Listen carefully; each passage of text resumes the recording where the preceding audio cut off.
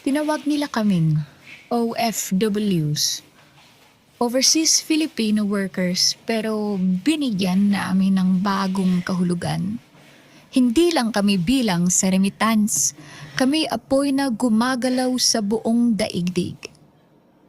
O para sa orihinal na mandirigmang Pilipino, unang sumasalubong sa hirap, sa kusina ng Qatar, sa ospital sa Roma, bitbit ang inang bayan sa bawat hakbang ng talampakan.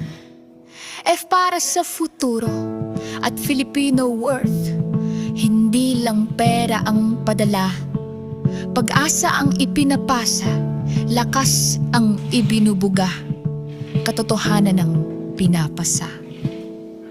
Babara sa wage, sige, isigaw mo! Hindi kami limot, hindi lang basta proud.